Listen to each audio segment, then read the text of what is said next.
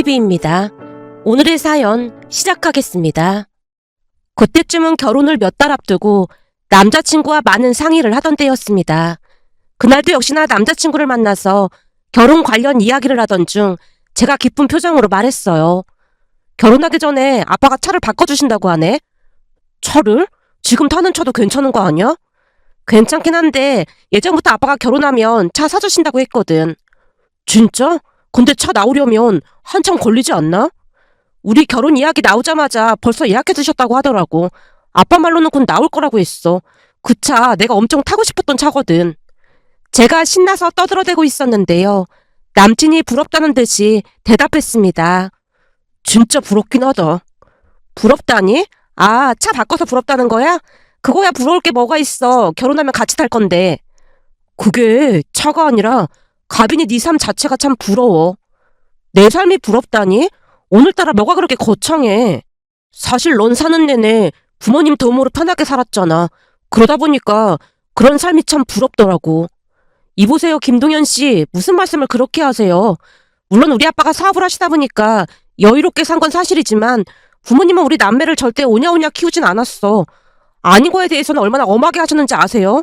그러다 보니까 내 동생이랑 나는 사치의 사자도 모르고 살았잖아. 지금 내가 타고 다니는 차도 사촌 오빠가 타던 차를 중고로 샀거든. 지금 타는 차를 사촌 오빠한테 중고로 산 거라고? 난 새 차 산 줄 알았는데. 새 차는 무슨, 사촌 오빠가 한 1년 탔나? 너무 나이 들어 보인다고 판다고 하는 거 내가 냉큼 받아온 거야.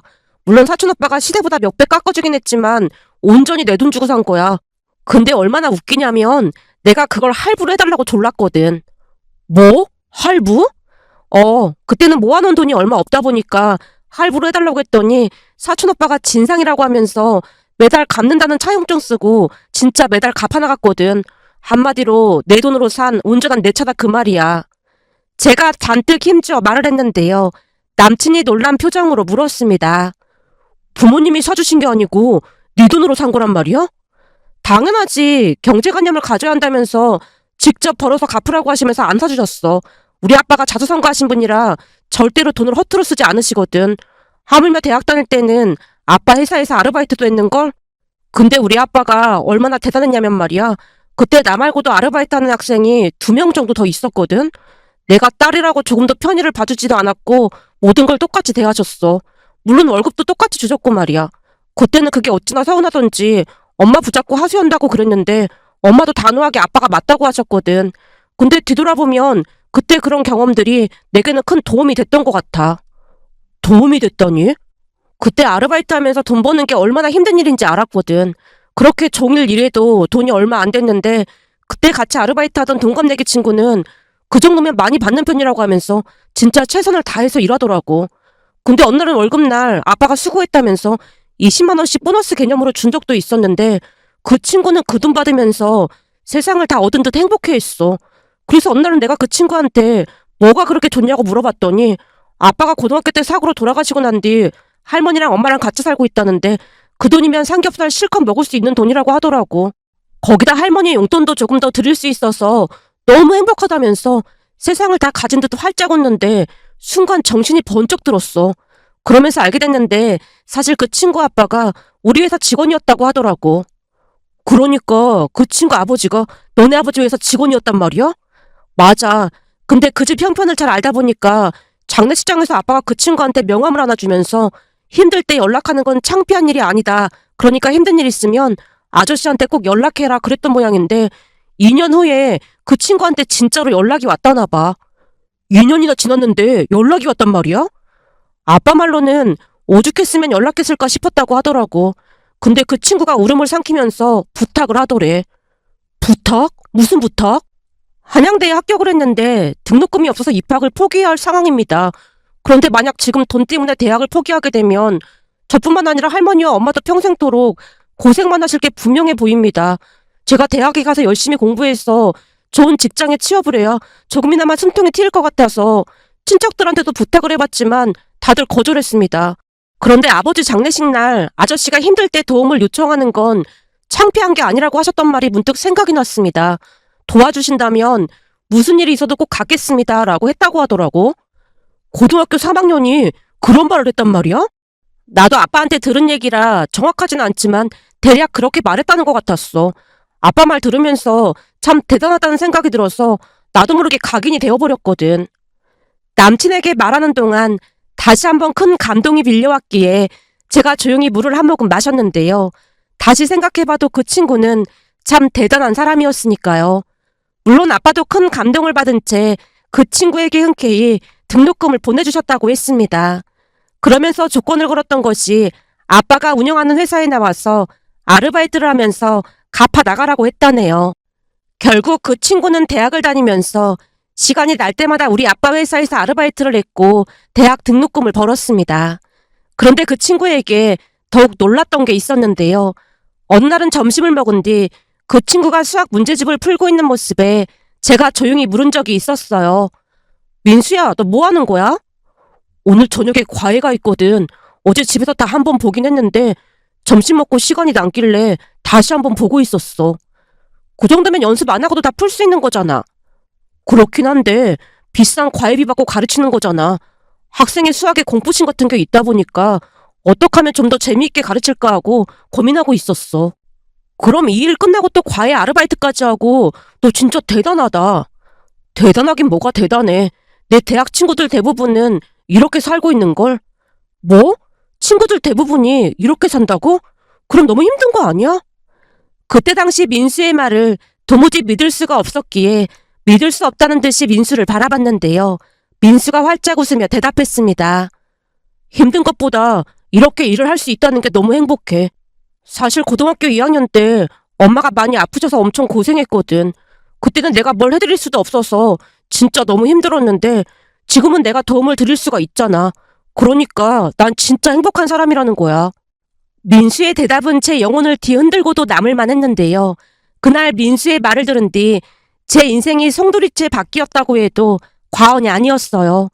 우선은 안일하게 대학을 다니던 저도 아빠 회사에서 내내 아르바이트를 했고 앞으로 어떻게 살아가야 할지에 대해 진지하게 고민하게 됐으니까요. 그렇게 아빠와도 많은 상의를 하다 보니 그때 당시 제가 문과였기에 세무사 시험을 보는 게 좋겠다는 결론이 났고 대학을 다니면서 세무사 시험 준비를 했습니다. 한마디로 민수를 본받아 잠시도 시간을 허투루 보내지 않았어요. 그 뒤 대학을 졸업하고 세무사 시험도 합격을 해서 아빠 회사에 나름 도움을 드리고 있었어요. 그동안 있었던 이야기를 하던 도중 감격이 극하여 잠시 말문이 막혔는데요. 다시 생각해봐도 참 열심히 살았다는 생각이 들었으니까요. 하지만 그날 제 이야기를 듣고 있던 남친 표정이 약간은 불편해 보였고 남친이 불만스레 입을 뗐습니다. 가빈이 네가 그동안 어떻게 살았는지는 잘 몰랐어. 근데 아버지가 회사 대표인데 꼭 그렇게 치열하게 살 필요가 있었을까? 그게 무슨 뜻이야? 그렇잖아. 그 민수라는 사람은 가정 형편이 안 좋으니까 그렇게 살 수밖에 없었던 거지만 넌 굳이 그렇게 살 이유가 뭐가 있었겠어? 글쎄, 우리 부모님도 그렇고 나도 그렇고 그냥 안일하게 사는 건 안 좋아해서 말이야. 암튼 내가 하고 싶은 말은 나도 그동안 막 편하게 공주처럼 살진 않았다는 말을 하는 거야. 그러니까 부러워할 필요 없다는 말이야. 지금도 아빠 회사에서 월급 받으면서 살고 있는 월급쟁이잖아. 알았어. 난 아버님이 차를 사준다고 하셨다길래 부러워서 말 꺼낸 것뿐이야. 남친이 웃으며 대답했지만 그날 남친의 표정은 어딘지 모르게 끝까지 석연치 않아 보였습니다. 지금 돌이켜 생각해보면 그때 처음으로 가치관에 있어서 많은 차이가 난다는 것을 알게 됐던 게 아닌가 싶었습니다. 하지만 그때 당시에는 남친 말에 크게 개의치 않았는데요. 서로 생각하는 게 조금 다를 수도 있다고 생각하고 말았거든요. 그렇게 얼마 뒤 아빠가 사주신 차가 나왔고 그 주 주말 기쁜 마음으로 남친과 함께 드라이브를 하다가 도중에 예쁜 카페가 보여 커피도 마시고 사진도 찍자며 카페로 들어갔어요. 겉에서 보던 것과 마찬가지로 카페 안도 예뻤다 보니 사진도 찍고 커피와 케이크도 먹으며 웃으면서 수다를 떨었는데요. 잠시 후 남친이 눈치를 보며 말을 꺼냈습니다. 가빈아, 사실은 할 말이 있는데 말이야. 할 말? 무슨 말인데 그래? 그게 새 차도 나왔는데 타던 차는 어떻게 할 생각이야? 그건 중고로 내놓을까 해. 근데 동현 씨도 알다시피 차를 깨끗이 타서 아마도 꽤 받을 수 있을 것 같아. 그럼 그 돈은 아빠한테 드릴까 해. 아버님께 드린다고? 아빠가 새 차 사주셨으니까 그거 판 돈 아빠한테 드리는 게 맞는 거잖아. 근데 그건 왜 묻는 거야? 그게 전에 내가 한번 말한 적이 있었던 것 같은데 내 동생이 좀 힘들게 살잖아? 들었던 것 같아. 근데 갑자기 동생 얘기는 왜 꺼내는 거야? 동생도 이제 곧 임신을 계획하고 있다는데 아무래도 차가 너무 작다 보니까 이래저래 고민이 많은가 보더라고. 순간 남친이 고개까지 푹 숙이며 말을 했지만 그때까지도 무슨 말인지 잘 알아듣지 못한 채 그냥 듣고만 있었는데요. 갑자기 남친이 불쌍한 표정을 짓더니 다시 말했어요. 그래서 말인데 그 차 내 동생한테 팔면 안 될까? 그 차라니? 설마 내가 타던 차를 말하는 거야? 그 차를 내 동생한테 팔면 좋을 것 같거든? 아, 그래? 난 누구한테 팔아도 별 상관이 없긴 한데. 진짜? 그럼 내 동생한테 팔 수도 있다는 거지? 나야 크게 상관이 없긴 한데. 제가 별일 아니라는 듯이 대답을 하자 나름 용기를 얻은 모양인지 남친이 다시 부탁했습니다. 근데 서로 모르는 사이도 아니고 조금 싸게 줄 수 있을까? 그럼 우리 부모님께 점수도 따고 좋을 것 같거든? 그런 걸로 점수를 따는 건 좀 아닌 것 같은데? 이번에는 제가 딱 잘라서 말을 하자 남친이 말을 정정했습니다. 그러니까 내 말은 남매끼리 우애 있다고 생각하실 거라는 거지. 거기다 가빈이 너도 사촌 오빠한테 좀 싸게 샀다고 했잖아. 그래서 말 꺼내본 것뿐이야. 물론 가빈이 네가 싫다고 하면 강요할 생각은 없어. 알았어. 그럼 얼마 정도 싸게 주면 될까? 지금 중고차 가격이 얼마 정도 하지? 그 차 풀옵션이라 못 받아도 3천만 원 정도 받을걸? 중고차인데도 3천만 원씩이나 하는구나. 우선 내가 알아본 건 그렇더라고. 내가 이런 말하기 좀 그렇지만 그럼 한 1,000만 원 정도 깎아줄 수 있을까? 정 안 되면 500만 원도 괜찮아. 남친이 눈치를 살피며 말하고 있었는데요. 사실 남친 여동생이 힘들게 살지만 정말 열심히 산다는 말을 익히 들었던지라 저도 흔쾌히 대답했습니다. 알았어. 그럼 그렇게 하지 뭐. 진짜? 진짜 그래 주는 거야? 근데 내 동생도 한 번에 돈을 줄 형편은 못 되고 매달 돈을 보내줄 수 있다고 하는 것 같은데 그것도 괜찮을까? 듣자 하니까 주말에 편의점 아르바이트 자리 하나 더 구했다고 하더라고. 그럼 일주일 내내 일하는 거야? 편의점은 조금 짧게 근무를 한다고 하던데 자세한 건 나도 잘 몰라. 동현 씨 동생 진짜 대단하다. 근데 차 유지비가 만만치 않을 텐데. 제가 우려 섞인 걱정을 했는데요. 주중에도 회사가 끝나면 배달 아르바이트까지 하면서 정말 바쁘게 살고 있다는 남친 동생을 보며 제 동생이나 마찬가지란 생각으로 나름 시세보다 1,000만 원 할인해서 중고차를 팔았습니다. 하지만 남친 동생은 전혀 고마워하지 않는 듯한 느낌이었는데요. 내내 불만 가득한 표정으로 있다가 남친과 함께 차를 가지고 갔고 잠시 후 남친에게서 잘 도착했다고 연락이 와서 제가 조용히 물었습니다. 동현 씨 동생한테 내가 무슨 실수라도 했을까? 실수? 왜 그런 생각을 한 거야? 아까 이전하면서 말하는데 내내 표정이 안 좋은 것 같길래 내가 무슨 실수라도 했나 싶어서 물어봤어. 아, 그게 사실은 말이야.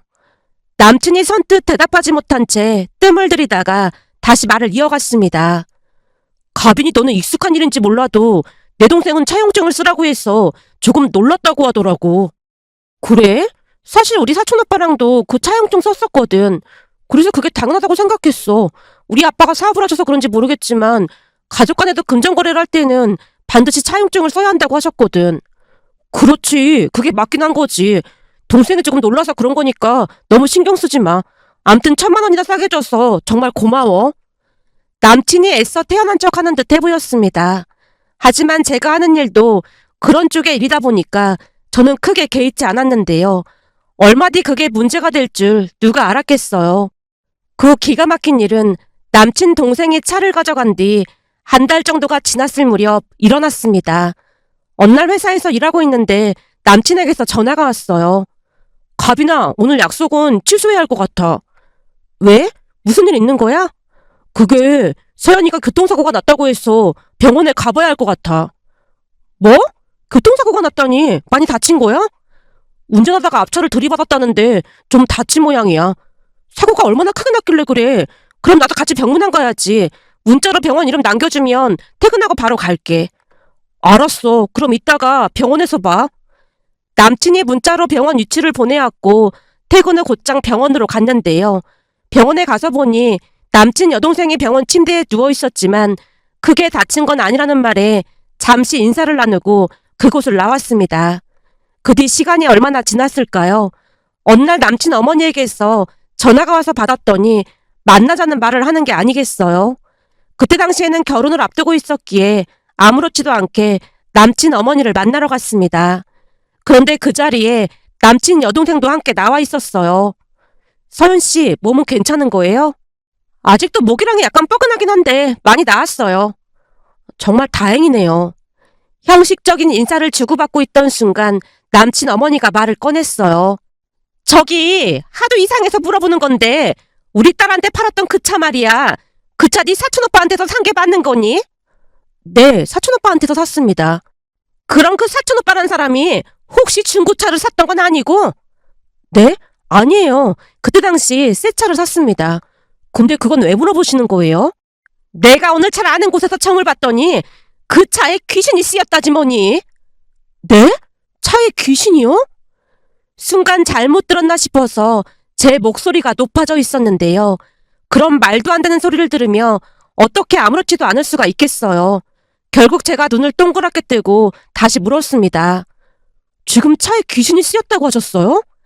내가 괜히 그러는 게 아니라 그동안 우리 딸이 운전하면서 사고가 난 적이 한 번도 없었어. 근데 네가 판 중고차를 가지고 오자마자 사고가 났잖니. 그래서 하도 이상해서 내가 보살님한테 가서 물어보니까 그 차에 귀신이 쓰여서 우리 딸이 사고가 났다는 거야. 혹시 그 차에 대해서 우리한테 뭐 숨기는 거라도 있는 거니? 아니에요. 저는 그 차 타면서 사고 난 적이 한 번도 없었는걸요? 그리고 차에 귀신이 쓰였다는 건 좀 아닌 것 같은데요? 그럼 내가 지금 거짓말 한다는 거니? 그런 말뜻이 아니라 운전을 하다 보면 사고가 나기도 하고 그렇잖아요. 그런데 귀신을 거론하셔서 조금 놀라서 말씀드린 것 뿐입니다. 제가 당황한 채 급히 대답했는데요. 남친 어머니가 더욱 황당한 소리를 했습니다. 사실 내가 이런 말까지는 안 하려고 했는데 너랑 우리 동현이가 결혼하면 이제 곧 가족이 되는 건데 차용증을 쓰는 것도 참 웃긴 거 아니겠니? 남도 그렇게까지는 안 하겠다. 돈이 없는 것도 아니고 돈도 많으면서 그거 하나쯤 예비 시누이한테 준 아량을 베풀면 좀 좋겠니? 넌 부모 잘 만나서 공짜로 새 차 타면서 그거 하나를 못 베푸는 거야? 그날 알게 된 사실이었는데요. 남친 동생에게 차를 공짜로 준 게 아니라 차용증까지 쓴 부분 때문에 기분이 많이 상한 듯해 보였습니다. 하지만 차용증을 써야 한다는 제 생각에는 변함이 없었기에 제가 굳이 대꾸를 하지 않았어요. 그런데 그 순간 남친 어머니 입에서 충격적인 말이 새어나왔습니다. 그래서 말인데 그 차용증은 없던 일로 하자꾸나. 네? 그게 무슨 말씀이세요? 무슨 말이긴 뭐가 무슨 말이야. 그 귀신 붙은 차 때문에 우리 딸이 며칠씩 일도 못해서 오히려 피해가 이만저만이 아니잖니. 거기다 사고가 났으니 그 보험료도 많이 오를 거 아니야. 그동안 한 번도 졸음운전을 한 적이 없는데 그 차를 타자마자 졸음운전을 했다는 게 말이나 되는 소리니? 그러니까 그 차용증은 없던 일로 하자꾸나. 그리고 우리 동현이랑 결혼하면 서연이도 네 동생이 되는 건데 동생한테 새 차도 아니고 중고차 한 대 못 주겠니? 그래줄 수 있는 거지? 남친 어머니가 대놓고 차값을 받지 말라며 강요를 하고 있었는데요. 남친 동생도 고개를 끄덕이며 동의를 표하고 있었습니다. 하지만 그런 말도 안 되는 소리에 넘어갈 제가 아니었기에 단호한 표정으로 말했어요. 죄송한데 그건 아닌 것 같습니다. 뭐? 아닌 것 같다니. 그게 무슨 말이야? 우리가 아직 가족이 된 것도 아닌데 차를 그냥 줄 수는 없잖아요. 곧 가족이 될 건데 그냥 줄 수도 있는 거지 뭘 그래. 그리고 아까도 말했지만 그 차가 좀 이상하다니까. 그럼 수리는 끝난 것 같은데 차는 제가 다시 가져오겠습니다. 너 진짜 이럴 거니? 우리 서연이가 시누이가 될 건데 돈도 많으면서 그까지 중고차 하나 때문에 얼굴 붉을 참이야? 그러니까요. 두 분이야말로 그까지 중고차 하나 때문에 차에 귀신이 붙었다는 등 그런 말씀하시는 것 자체가 이해가 안 되네요. 그것도 1,000만 원씩이나 싸게 드린 건데 그건 경우에 맞는 행동이 아니죠. 저도 지지 않고 맞받아치자 남친 어머니가 잠시 움찔하는 듯 하더니만 다시 말을 꺼냈습니다. 그럼 그렇게 알고 우리는 이만 가보마. 그 차용증은 없던 일로 하자. 알겠지? 서연아, 우리 그만 가보자. 남친 어머니가 딸을 데리고 그곳을 나가버렸는데요. 저와 만나기 전 남친에게도 연락을 했던 모양인지 5분도 지나지 않아 남친이 카페로 들어왔습니다. 표정이 왜 그래? 동현 씨도 알고 있었던 거야? 알고 있었다니 뭘 말하는 거야? 방금 동현 씨 어머니가 그때 내가 판 차를 그냥 달라고 하시더라고. 그 차용증 때문에 기분이 많이 나쁘셨다면서 말이야.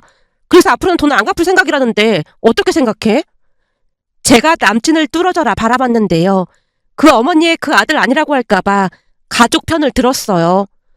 사실 나도 그게 좀 걸리긴 했어. 걸렸다니?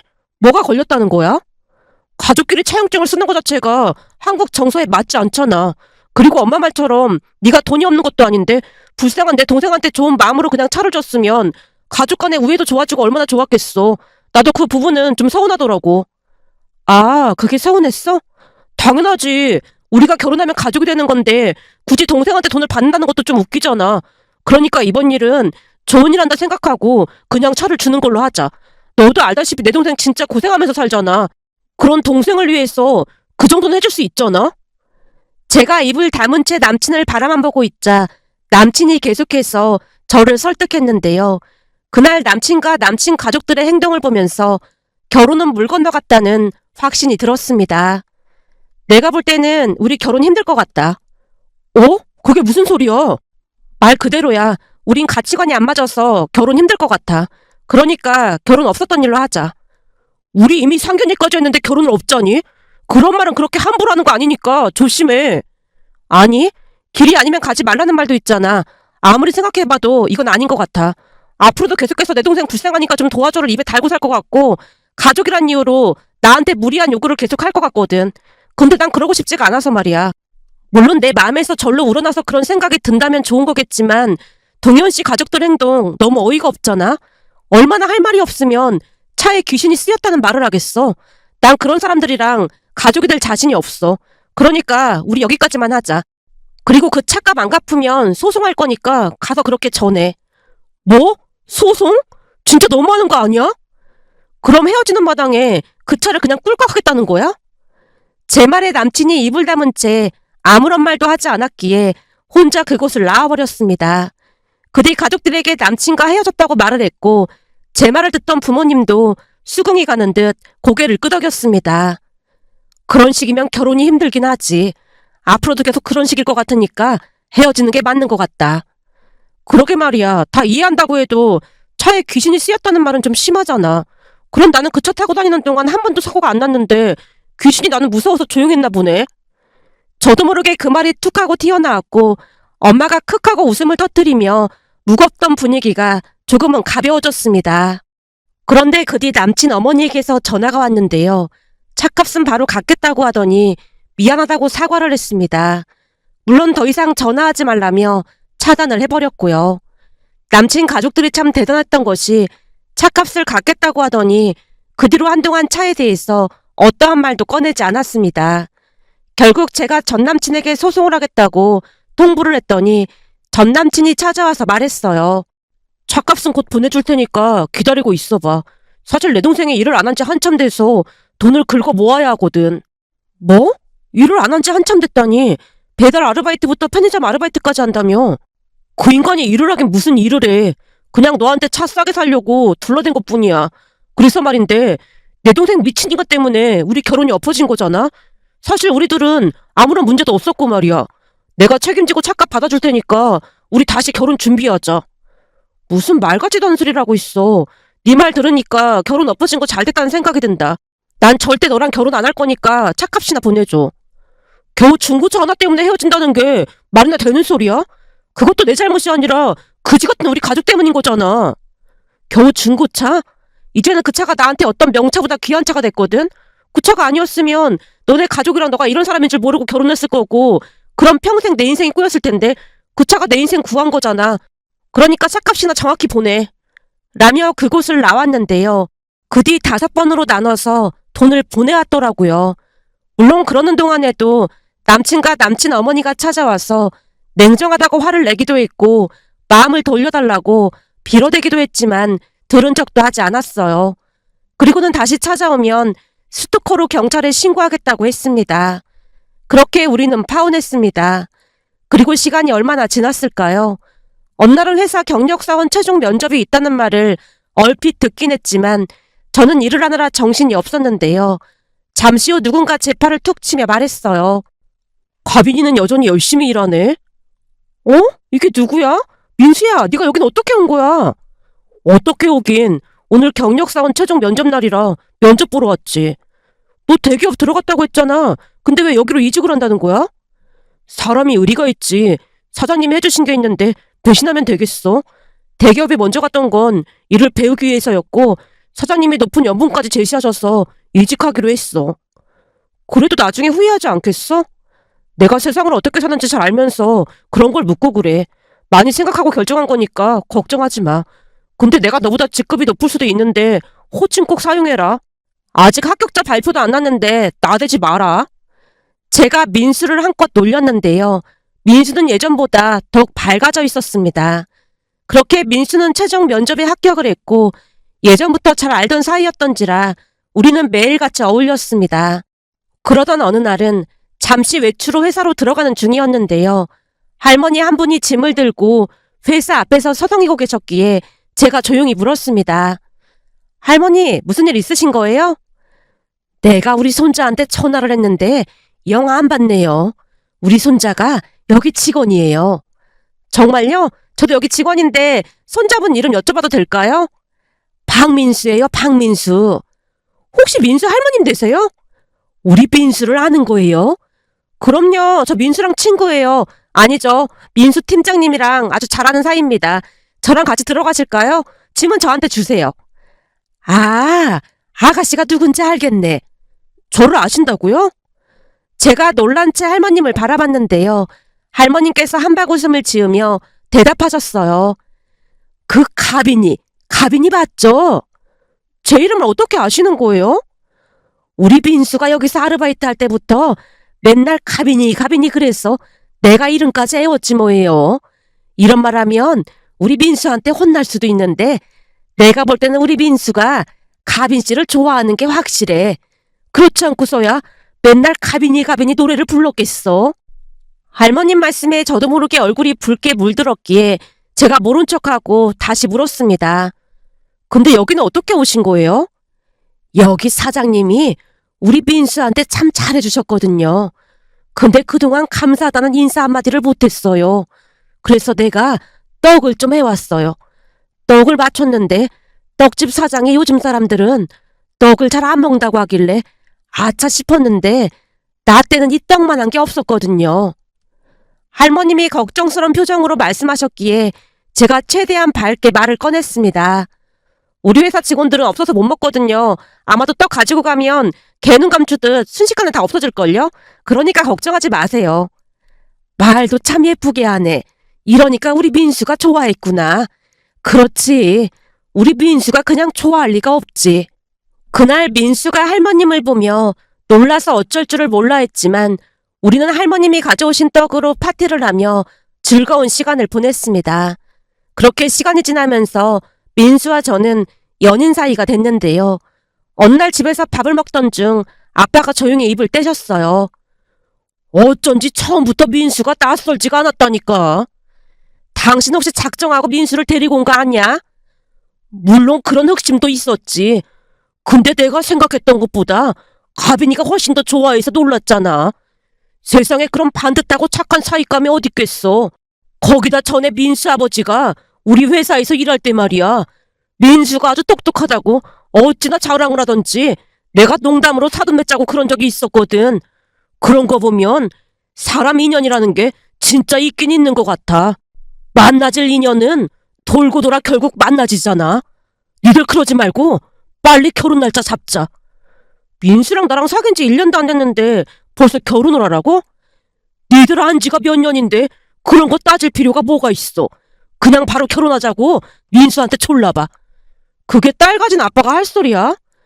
민수 같은 신랑감은 네가 모셔와야 할 판국인데 가리고 말고 할 게 뭐가 있어. 거기다 내가 보니까 그 수진 대리가 민수한테 마음이 있어 보여. 수진 대리가 민수한테? 수진 대리가 우리 회사에서 제일 예쁘다고 소문났는데 너 그러다가 민수 뺏기고 나중에 후회한다. 난 아빠가 누구 아빠인지 헷갈리기 시작했어. 라는 말에 가족 모두 웃음을 터뜨렸는데요. 그 뒤 아빠가 계속해서 결혼을 서둘렀고 우리는 행복한 결혼식을 올렸습니다. 그리고 우리는 양가 가족들과 행복하게 잘 살고 있는데요.